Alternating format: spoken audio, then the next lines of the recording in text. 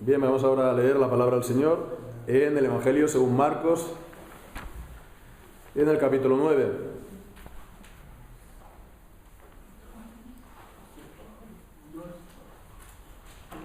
Marcos, capítulo 9.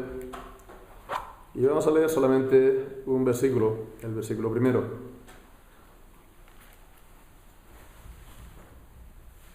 Dice así la palabra del Señor. También les dijo: de cierto os digo, que hay algunos de los que están aquí que no gustarán la muerte hasta que hayan visto el reino de Dios que ha venido con poder. Amén. Y que el Señor bendiga su santa palabra. Pues son los pueblos que están sin mucho conocimiento, sin mucha instrucción, ¿no? Sin mucha educación, los que son más atrasados, ¿no? El conocimiento es sinónimo de civilización y esto de desarrollo del hombre en todos los sentidos, ¿no? Pues de igual manera, una de las mayores necesidades para los cristianos y la Iglesia es tener conocimiento. El profeta Amós dice en su libro que mi pueblo pereció por falta de conocimiento. Y por conocimiento se está refiriendo, por supuesto, al conocimiento de la palabra del Señor. Entonces, una de las mayores necesidades, pues, del pueblo de Dios es tener este conocimiento de la palabra del Señor y, por consiguiente, leer la Biblia con atención, de estudiarla con vistas a entenderla y también ponerla por obra, porque tiene autoridad sobre nuestra vida. Y entonces, pues, hacer esta lectura, este estudio, haciendo atención, digamos, a dos polos. Primero, el texto que estamos leyendo, lo que significa el texto en su contexto, y en segundo lugar, el conjunto de la Biblia, ¿no? ¿Qué significa o cómo se integra este texto en el conjunto de la enseñanza de la Biblia? Y bueno, pues acerca de la lectura de la Biblia hay que recordar algo que es elemental, ¿no? Algo que es elemental, que por ejemplo, la división de capítulos y de versículos, pues no son originales, ¿no? No es algo original, que ya los escritores bíblicos lo dejaran, ¿no? Ya así, tal como lo tenemos nosotros. Es un añadido posterior, no sé si fue en el año, más o menos, el año de 1400, 1500, no lo sé. En todo caso, hoy en día se puede buscar rápidamente en internet, ¿no? El caso es que fueron añadidos evidentemente por la necesidad de encontrar textos, ¿no? De una manera precisa y fácil, ¿no? Y en ese sentido, pues han prestado un servicio enorme para los creyentes y la Iglesia, porque realmente esto ha permitido un desarrollo grande del estudio de la palabra, de la teología, ¿no? Pero bueno, también hay que ser conscientes de que en ocasiones ha podido traer alguna que otra contraindicación o complicación, ¿no? Y es el caso de lo que tenemos aquí. Es el caso de lo que tenemos aquí en el versículo primero. ¿Por qué? Porque una lectura simple, a simple vista, ¿no? Pues vemos que este versículo debería estar, ¿no?, más bien en el capítulo anterior que en el capítulo 9, ¿no?, en lo que sigue, porque lo que sigue, ¿qué es? Es el relato de la transfiguración. El relato de la transfiguración, al principio del versículo 2 dice: y 6 días después. Entonces, esto se liga a lo que habíamos visto la semana anterior, cuando Jesús está hablando a sus discípulos. Y Jesús aquí sigue hablando. Él no había dejado de hablar. Entonces está continuando, digamos, con lo que habíamos visto la semana anterior. Y bien, pues entonces este versículo, el primer versículo del capítulo 9, ¿a qué se refiere Jesús aquí?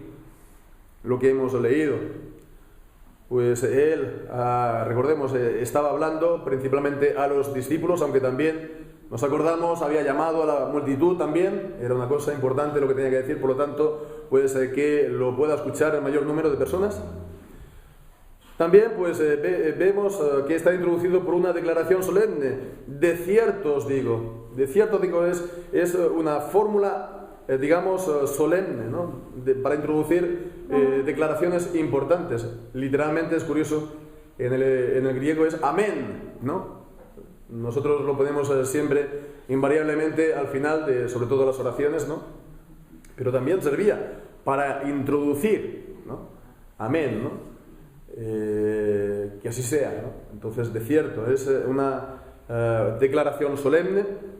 Después dice que hay algunos de los que están aquí que no gustarán la muerte. Gustar la muerte, bueno, se entiende que es una expresión para hablar de morir, ¿no? Parecida a lo que podemos decir de ver la muerte, ¿no? En nuestro idioma siguiente, pues dice que hasta que hayan visto el reino de Dios. El reino de Dios que ha venido con poder. Que ha venido con poder. Esto es en la revisión que se está haciendo de la Reina Valera por la Sociedad Bíblica Trinitaria. Y bueno, tengo que reconocer que me gusta esta traducción. Que ha venido con poder. ¿Por qué? Pues porque en el original, en el griego, el verbo es también un pretérito perfecto. Un pretérito perfecto como ha venido, ¿no?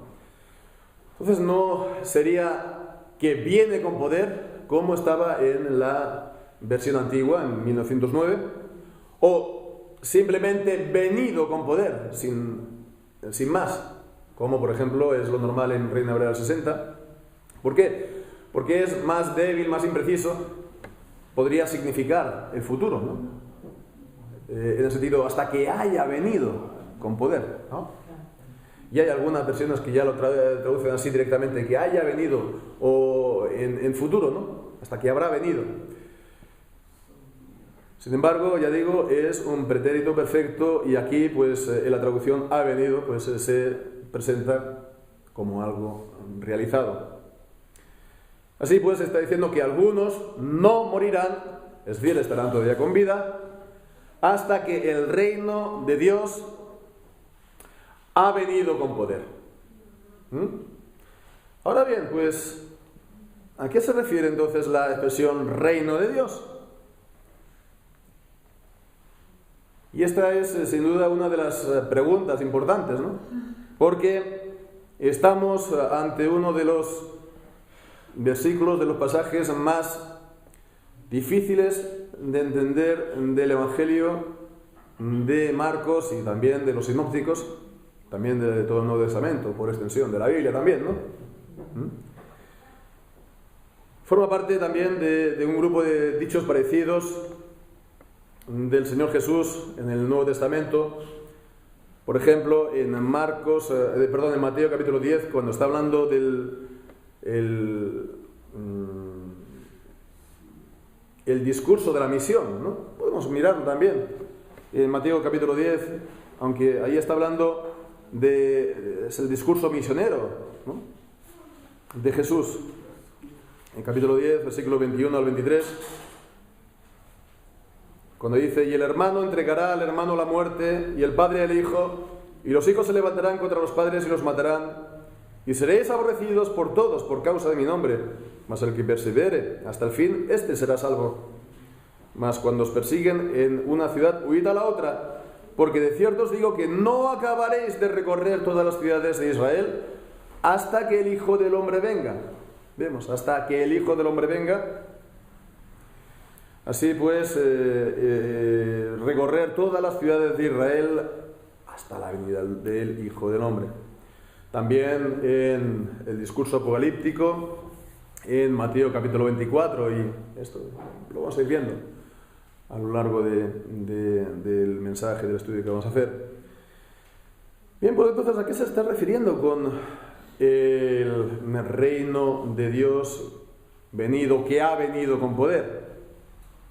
Pues de las respuestas que se pueden dar a esto, lo podemos resumir, lo podemos sintetizar, ¿no? Mucho, y podemos ver entonces que hay tres respuestas, ¿no?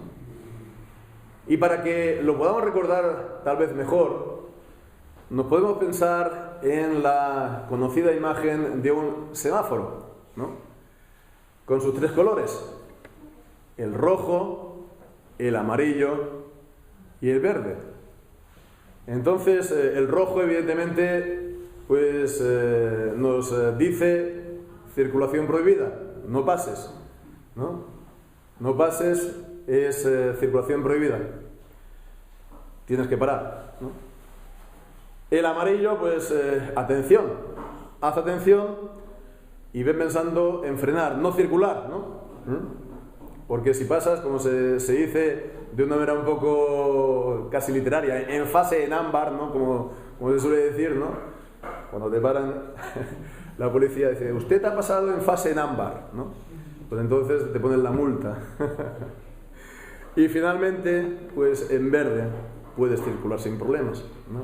Ni vas a atropellar a nadie, ni vas a embestir, ni vas a chocar a otro coche. Entonces hay tres interpretaciones. Una, la, digamos, roja, la, podemos decir, comillas, la mala, por la que no hay que ir. Podemos comenzar por esta.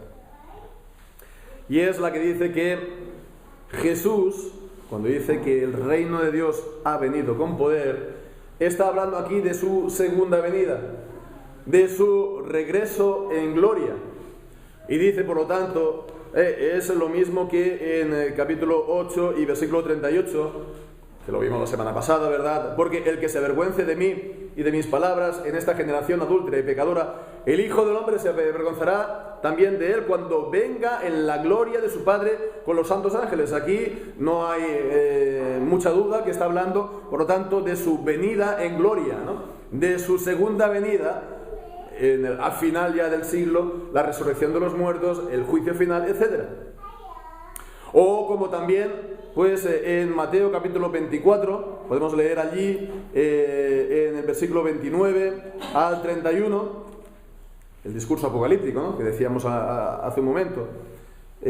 Capítulo 24, versículo 29 al 31 dice: inmediatamente después de la tribulación de aquellos días, el sol se oscurecerá y la luna no dará su resplandor, y las estrellas caerán del cielo, y las potencias de los cielos serán sacudidas.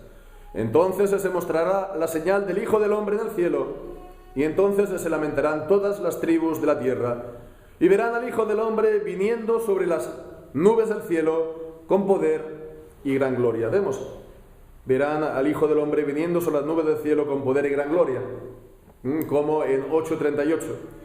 Y enviará a sus ángeles, como en Marcos 8:38. Y continuamos, y enviará a sus ángeles con gran voz y trompeta, y juntarán a sus escogidos a los cuatro vientos, de un extremo del cielo hasta el otro extremo. Y también, pues, el versículo 34, de cierto os digo que no pasará esta generación hasta que todas estas cosas acontezcan. Entonces, bueno, pues, está hablando aquí, reino de Dios ha venido con poder, de su segunda venida en gloria, ¿no? Bien, pues ¿cuál es el problema de esta interpretación? No sé si lo vemos así a simple vista. Porque Jesús, según esta interpretación, está diciendo aquí que algunos de los que estaban aquí, de sus discípulos, de sus apóstoles, de la gente de alrededor, ¿no?, estaría todavía con vida cuando Él regrese en gloria, ¿no? Y bien, pues ha pasado 20 siglos, 2000 años, ¿no? Él todavía no ha regresado, ¿no? Y bueno, pues es cierto, no se sabe todavía de ningún apóstol que quede todavía con vida, ¿no? No. Todos han muerto, ¿no? Y fijémonos que estaba introducido con una declaración solemne de Jesús. De cierto os digo, para mostrar algo importante. Y se puede decir entonces que Jesús estaba dando una predicción, incluso una profecía. Entonces sí, está dando una profecía. Y esta profecía no se cumple. ¿De qué se tiene que concluir entonces? Como mínimo que Jesús se equivocó. ¿Que Jesús se equivocó? Y bien, pues los que sostienen esta teoría, pastores, profesores de teología, pues sacan pecho y dicen, ¿y cuál es el problema de esto? ¿Cuál es el problema? ¿Cuál es el problema? ¿Qué problema hay? Pues, hombre, hay que estar ciego para no verlo, ¿no? Hay que estar ciego para no verlo. Si Jesús se equivocó porque participaba, digamos, de las ideas comunes de su tiempo, y dijo aquí, pues, esta declaración, ¿no?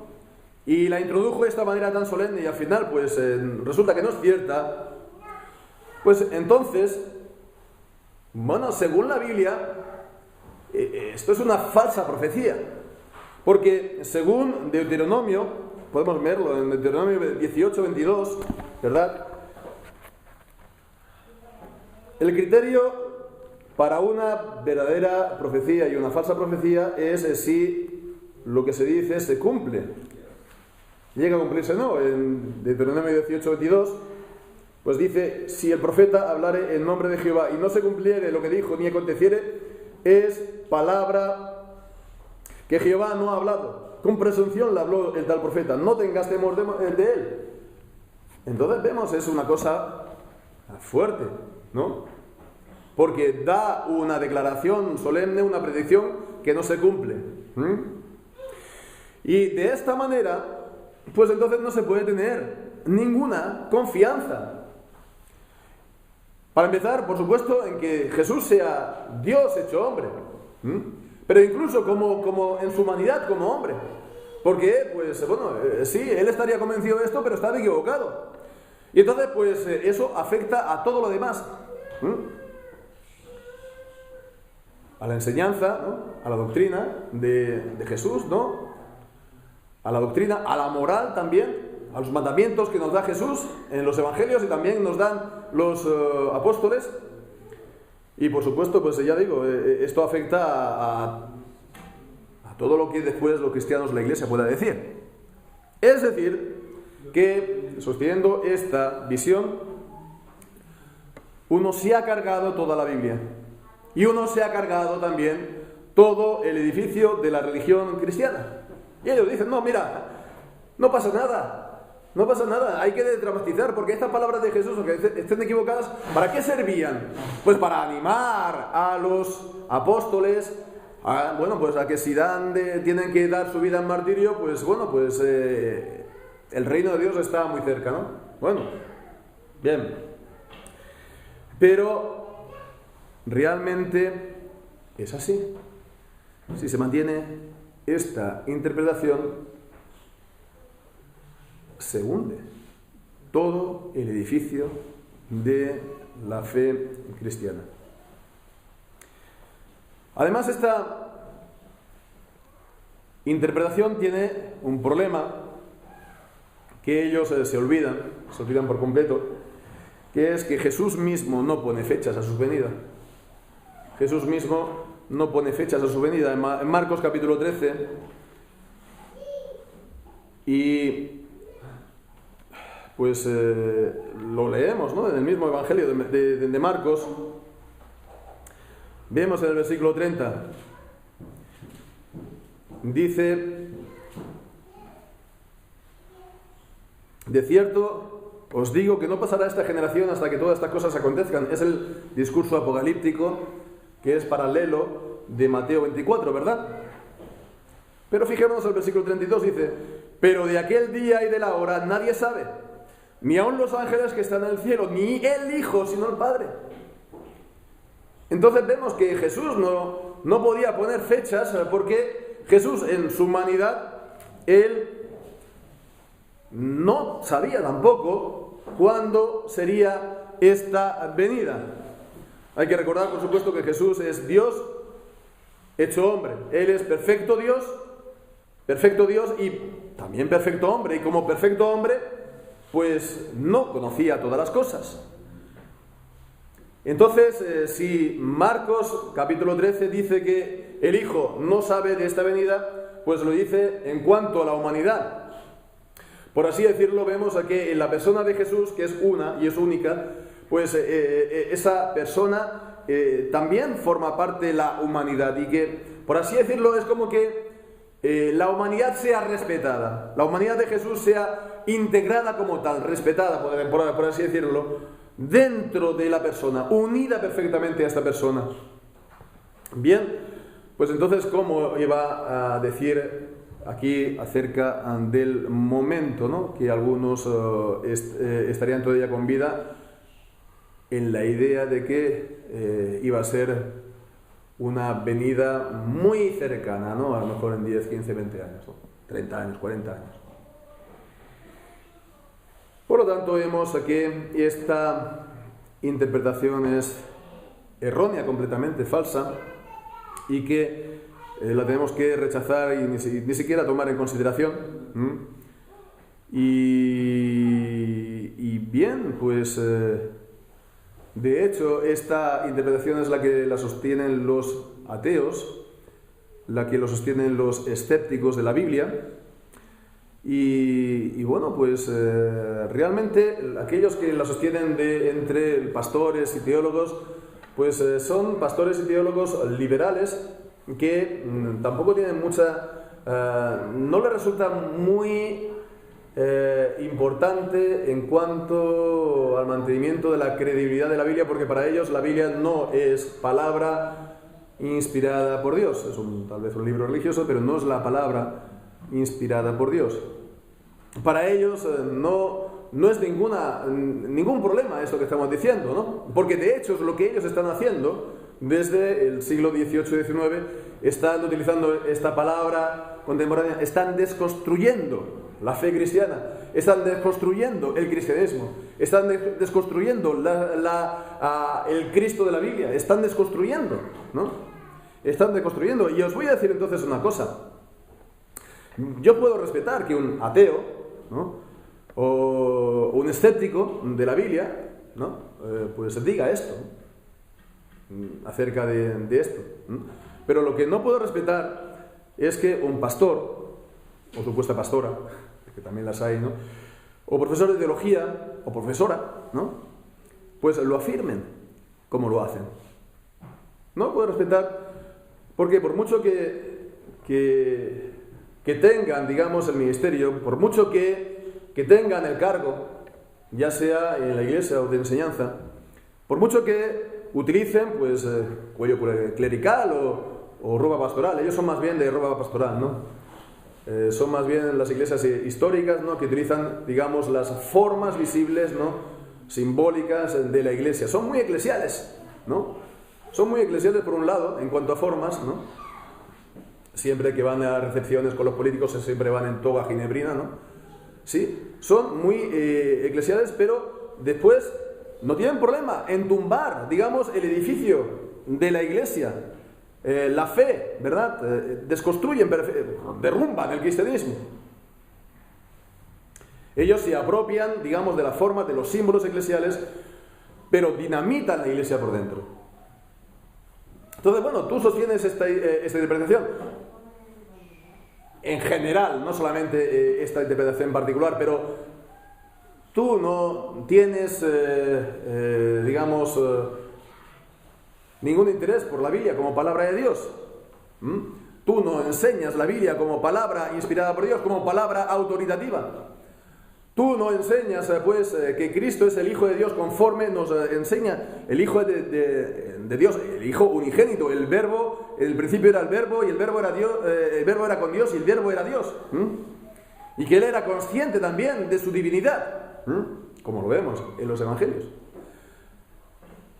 Etcétera, etcétera, etcétera. Si pues tú no tienes, digamos, interés en enseñar que la Biblia es la palabra de Dios, bueno, pues entonces, muy bien, por coherencia, pues deja la ropa pastoral, deja el hábito y abandona el ministerio, ¿no? Dedícate a cualquier otra cosa, ¿no? No te sientas atado de por vida a un ministerio como pastor en la iglesia, ¿no? Puedes crear tu propia ONG, ¿no? Puedes meterte en un partido político o crear el tuyo y ponerte a dirigirlo. Tal y como están las cosas, no es difícil, ¿no? Viendo lo que hay, pues un pastor liberal puede verdaderamente hacer carrera en política, ¿no? Deja el ministerio, no es tu lugar, ¿no? Te lo digo en serio. Abandona el ministerio, ocúpate, pues, de 1000 cosas en la vida. Ocúpate del periodismo, de la literatura, de escribir guiones de cine o de teatro, ser activista, ser revolucionario.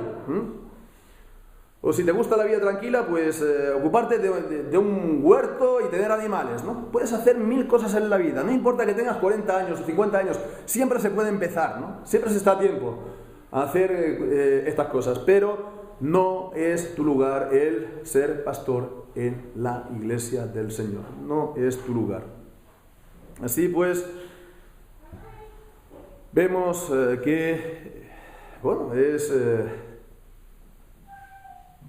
importante tener la correcta interpretación de la Biblia y también ver hasta dónde alcanzan sus implicaciones, ¿no?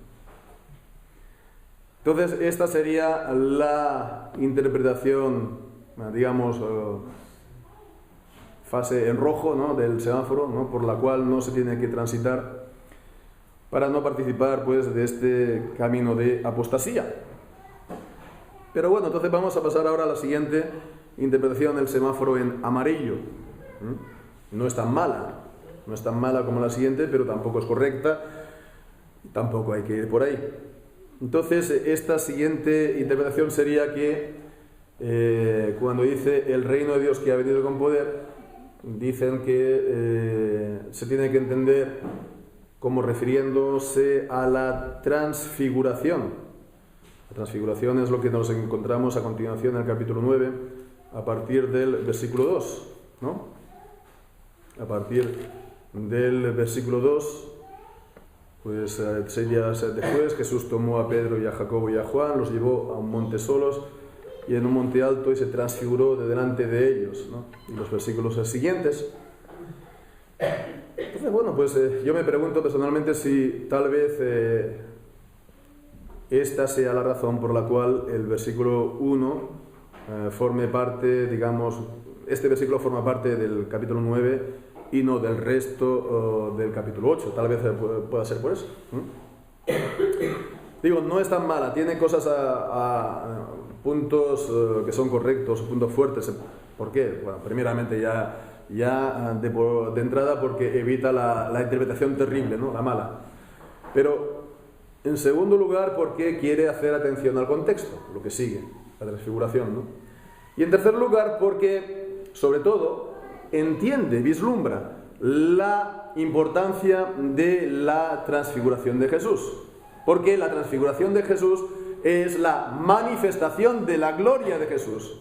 Es la misma gloria de Jesús de la visión en Daniel capítulo 7 del Hijo del Hombre que llega hasta el Anciano de Días. O también la misma gloria de Jesús de la visión de Jesucristo en Apocalipsis capítulo 1 cuando se manifiesta a Juan en la isla de Patmos. Y bueno, pues vemos acerca de esta importancia de la transfiguración en la segunda epístola de Pedro en el capítulo 1, versículos 16 al 18, cuando dice: porque no os hemos dado a conocer el poder y la venida de nuestro Señor Jesucristo, siguiendo fábulas artificiosas sino habiendo visto con nuestros propios ojos su majestad. Su majestad. Porque Él recibió de Dios Padre honra y gloria. ¿Cuándo? Pues cuando aquella voz le fue enviada por la magnífica gloria: este es mi Hijo amado, en quien yo tengo complacencia. Y nosotros oímos esta voz enviada del cielo cuando estábamos con Él en el Monte Santo. Aquí está entonces Pedro haciendo referencia a la transfiguración. Entonces dice que Él en la transfiguración vieron su majestad y que había recibido entonces de Dios Padre honra y gloria. Entonces fue también una manifestación del rey, fue una manifestación, por lo tanto, del reino. El punto fuerte entonces es que ven la relación del rey Jesucristo y del reino, digamos, al contrario de lo que hacen los testigos de Jehová, ¿no? Que hablan mucho del reino, pero no lo entienden, ¿no? En función de la dignidad de Jesús, que siempre tiene. La dignidad de Jesús que siempre tiene. Y bien, pues tienen estas cosas a favor. Pero entonces, ¿cuál es el problema? El problema ya lo hemos leído al inicio del versículo 2. Dice, y 6 días después ocurrió esto. Entonces, ¿qué significa esto? Que todos los discípulos estarían vivos, ¿no? Todos los discípulos estarían vivos. Entonces, bueno, dice, algunos no habrán gustado la muerte. Bueno, es una manera un poco superflua de hablar, ¿no? Si eso iba a ocurrir 6 días después y todos iban a estar vivos, ¿verdad?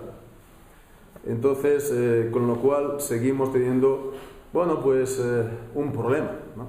Un problema con este pasaje. No tan severo, tan grave como el anterior, ¿no? Pero sí que, bueno, sería una manera superflua, ¿no? De hablar, de introducir, pues, este hecho, ¿no? Entonces, ya digo, no merece pues las mismas palabras que el anterior. Hay a lo mejor algunos comentaristas que lo sostienen, pero creo que está equivocada. Y así, por lo tanto, vemos que una interpretación, ¿no? Una interpretación de un texto en particular de la Biblia, pues puede ser verdad lo que dice, teológicamente hablando. Puede ser verdad lo que dice, teológicamente hablando, pero puede estar equivocado en cuanto al significado de ese texto en particular, ¿no?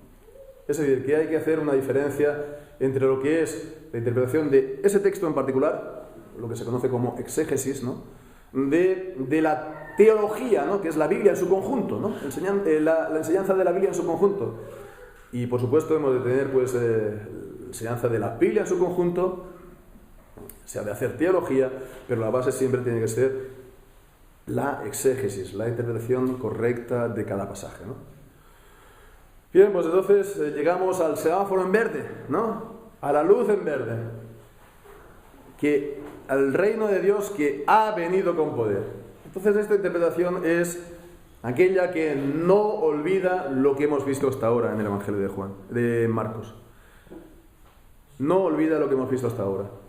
¿Qué es esto? Pues que el reino de Dios ya está presente con la venida de Jesús. En el Evangelio de Marcos capítulo 1, cuando Jesús mismo empieza su ministerio diciendo: arrepentíos porque el reino de los cielos se ha acercado. En Marcos capítulo 1, versículo 15.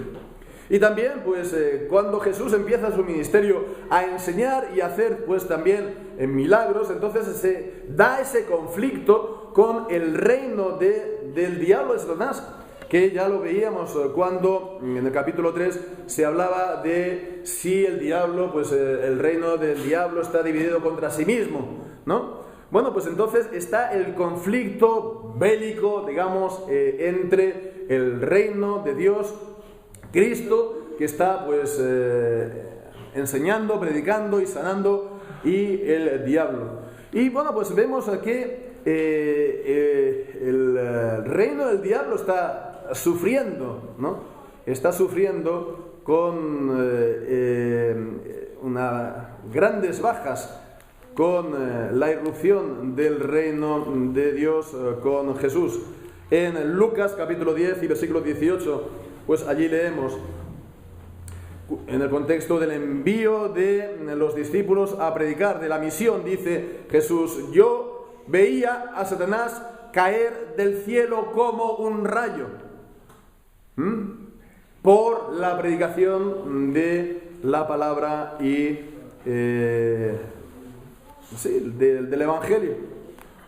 O también, pues en Apocalipsis, en el capítulo 12, esta visión también de Apocalipsis capítulo 12, de la mujer que ha de dar a luz un hijo, Jesús, y de la oposición del diablo, de la serpiente antigua, que quiere pues acabar con el hijo. Y leemos entonces en el versículo 10: y oí una gran voz en el cielo que decía: ahora ha venido la salvación y el poder, y vemos el reino de nuestro Señor, de nuestro Dios, y la autoridad de su Cristo, de su ungido, porque el acusador de nuestros hermanos ha sido arrojado, y el que los acusaba de delante de Dios, de nuestro Dios, día y noche. Y ellos lo han vencido por la sangre del Cordero y por la palabra de su testimonio, y no han amado sus vidas hasta la muerte. Así pues, está hablando de que el diablo ha sido arrojado del cielo, ya no puede acusar más a los hermanos. ¿Y eso por qué? Pues por el nacimiento de Jesús, por el nacimiento de Jesús, por su encarnación, por su venida al mundo. Entonces vemos esto, pero también vemos que el reino de Dios se manifiesta también en lo que habíamos visto en los últimos versículos del capítulo 8 de Marcos, cuando Jesús estuvo anunciando lo que le esperaba. Que versículo 31, es necesario que el Hijo del Hombre padezca mucho, sea reprobado por los ancianos y ser muerto y resucitar al tercer día. Entonces el reino de Dios se tenía que manifestar con la muerte de Jesús, porque la muerte de Jesús era el acontecimiento por el cual, pues, se iba a consumar la obra de la salvación. La redención fue consumada en esa muerte que fue una ofrenda por el pecado del pueblo de Dios. Cuando Él murió, el velo del templo fue rasgado, simbolizando así pues el acceso al Padre libre que tenemos los creyentes.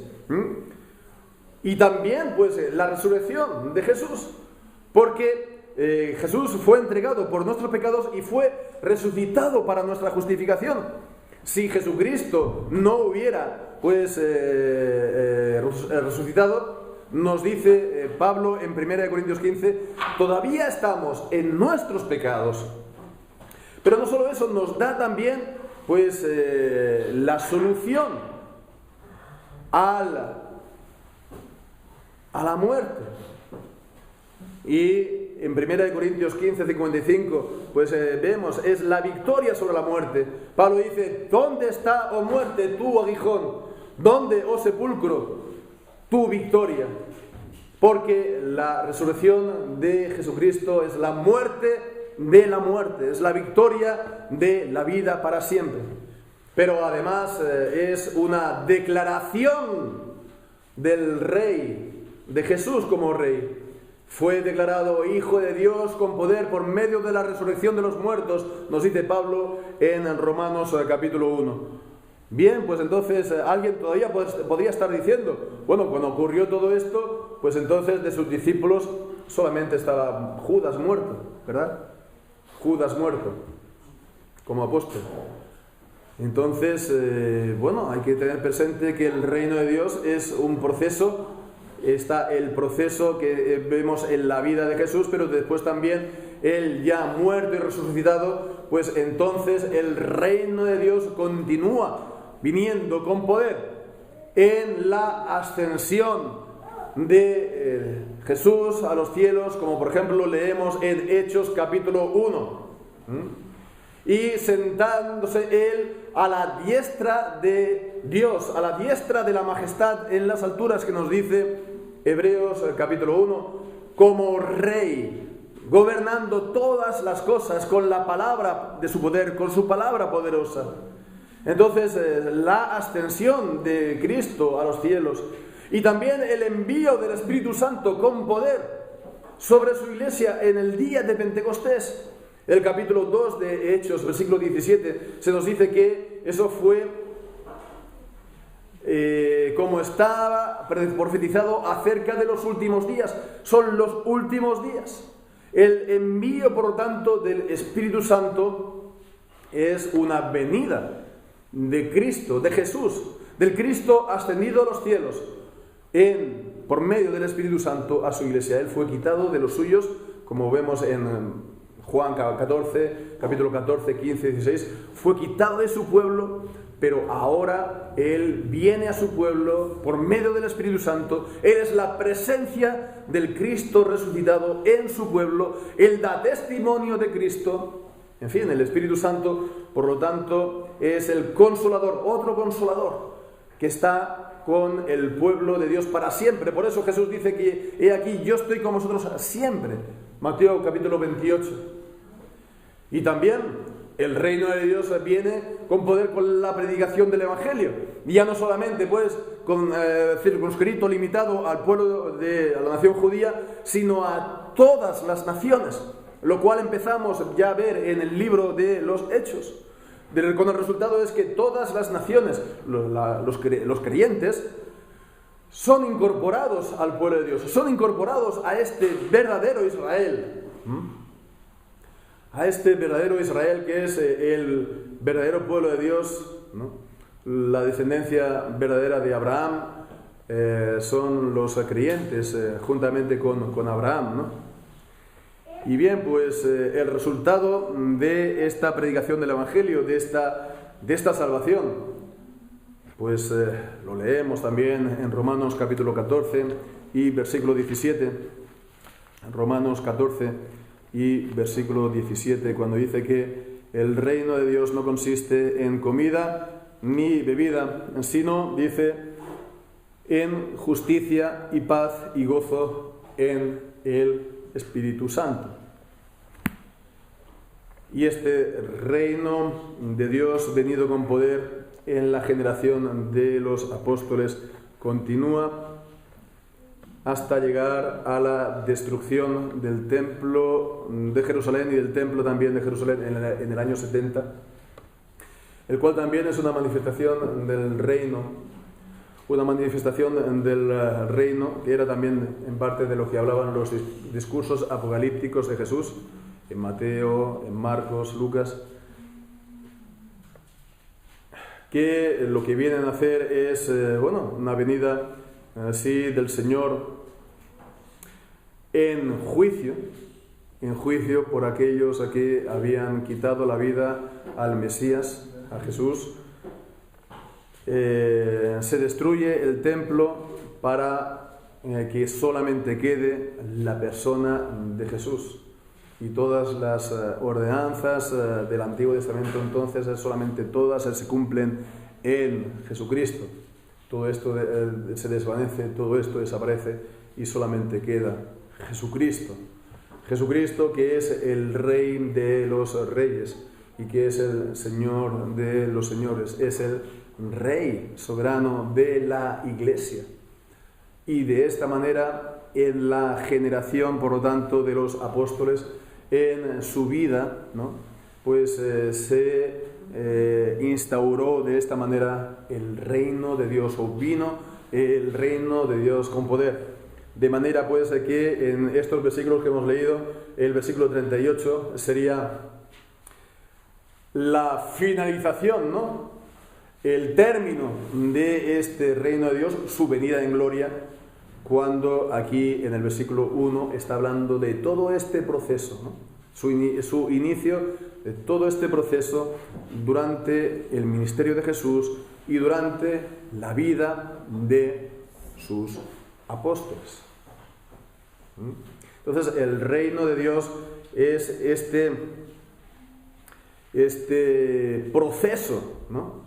Que era irreversible. Cuando ya Jesucristo vino, era algo irreversible, era algo irrevocable. Eso tenía que darse, sí, se iba a dar, ¿no? iba a ser una serie de acontecimientos que no se podían revertir, ¿no? Como cuando se dan en la historia de los hombres algunos acontecimientos en la historia que son trascendentes, ¿no? Que van a comportar ya sea juicio o ya sea bendición, cambio en definitiva. Estos acontecimientos pueden tardar años en venir, pero al final no dejarán de dar su resultado. Pues es igual también aquí en lo que aquí estamos viendo acerca del reino de Dios. Con la venida de Jesús se iba a concluir.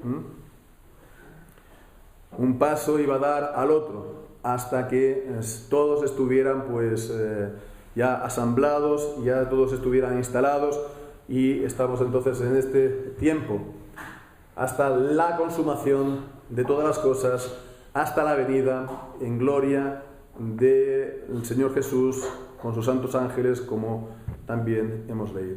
Bien, pues ¿qué podemos entonces sacar para nosotros, para nuestra aplicación?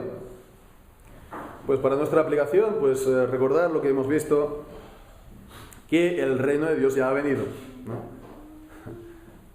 Siendo redundantes un poquito, ¿no? Repitiéndonos un poco. El reino de Dios ya ha venido, pero hay que verlo. Hay que verlo. Y Jesús no deja dudas de esto. En Lucas capítulo 17, versículo 20, Lucas capítulo 17 y versículo 20, cuando dice: preguntado por los fariseos cuándo había de venir el reino de Dios, les respondió y dijo: el reino de Dios no vendrá con advertencia, ni dirán helo aquí o helo allí, porque he aquí el reino de Dios entre vosotros está. El reino de Dios ya está entre vosotros, ¿no? Solo que hay que verlo. Solo que hay que verlo. Como en Marcos capítulo 4, versículo 11, lo vimos en su día, la parábola del sembrador. Allí leímos: a vosotros os es dado saber el misterio del reino de Dios, mas a los que están fuera todas estas cosas son en parábolas.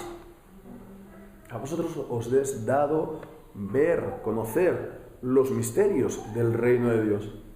Los demás no lo ven, no lo saben, no lo conocen, no los es dado.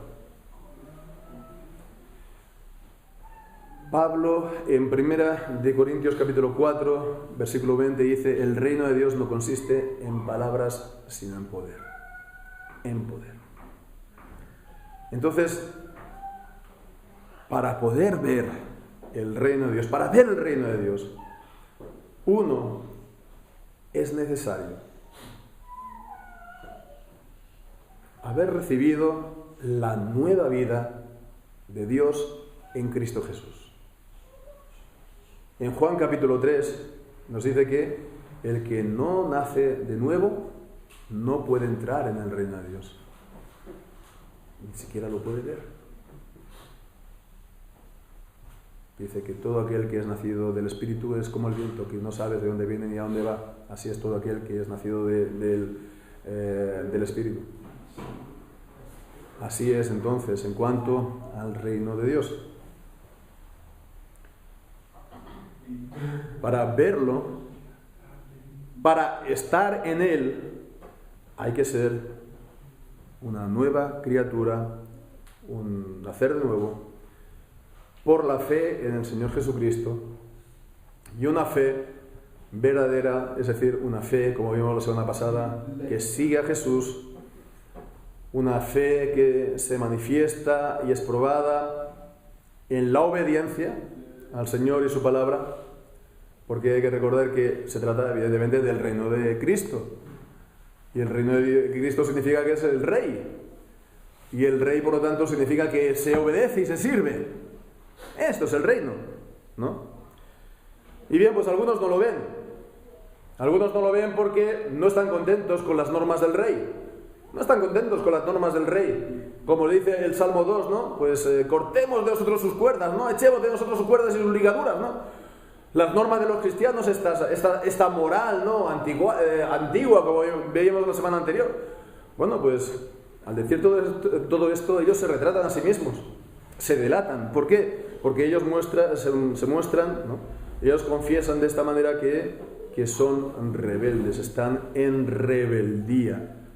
Hacen delito de lesa majestad contra el rey y sus normas, y por lo tanto el fin de ellos es el que, si no se arrepienten de todo esto, el que la misma palabra del Señor les dice. El fin de ellos ha de ser la condenación y el pasar toda la eternidad, ¿no?, en tormentos, en el infierno. Bien, pues entonces hay algunos que esto no les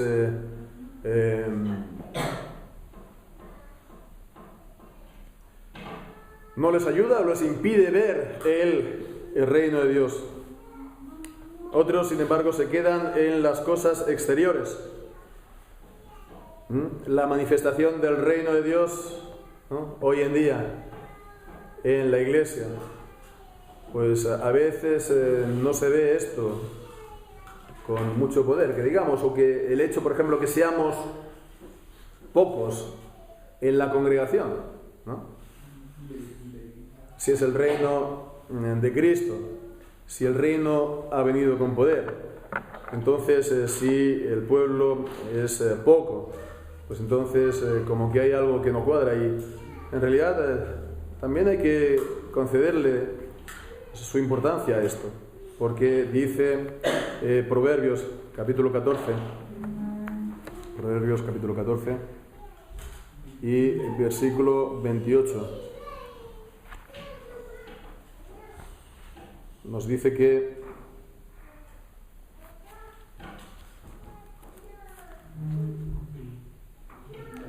en la multitud del pueblo está la gloria del rey, y en la falta de pueblo la ruina del príncipe. Y esto en el sentido, digamos, en un sentido natural, digamos, de los reyes terrenales, ¿no?, de los príncipes de esa tierra. Tiene más gloria, tiene más honra un rey sobre un numeroso pueblo que un rey sobre un pueblo pequeño, ¿no? Dicen que estamos en una crisis demográfica, ¿no? Se buscan soluciones, ¿no?, a esta crisis, ¿no? En fin, la cuestión es que el rey es más honrado, como vemos si él reina sobre un numeroso pueblo, que es sobre un pueblo pues pequeño.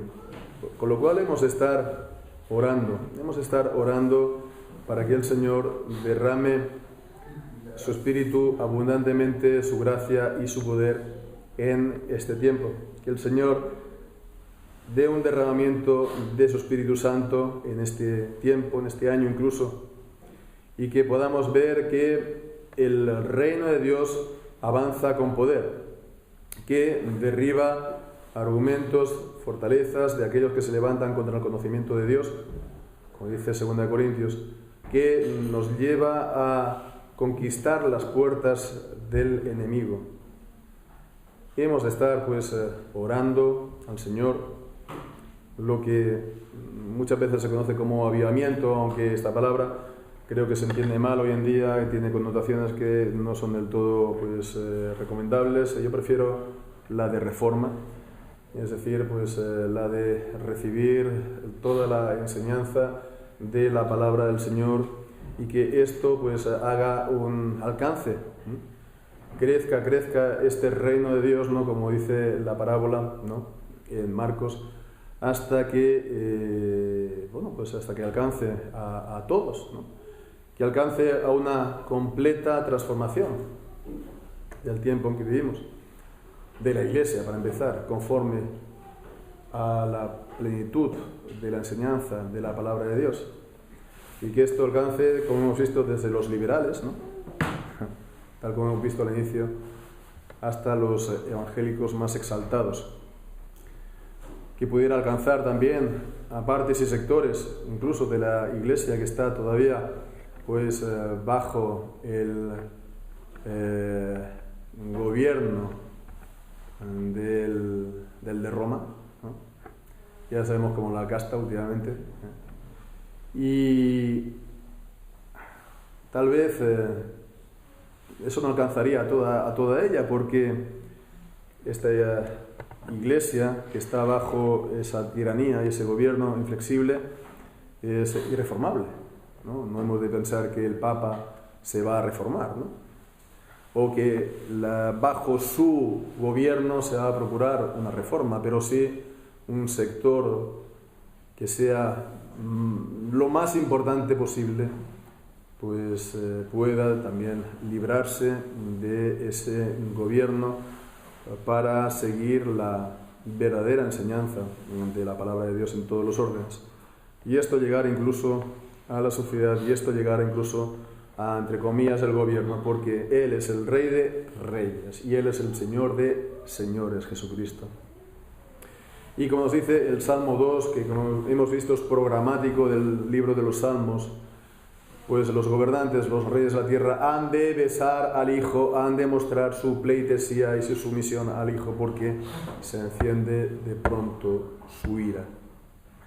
Estamos entonces en este tiempo del reino de Dios, de la extensión y del crecimiento del reino de Dios por la predicación del Evangelio hasta la venida de nuestro Señor Jesucristo.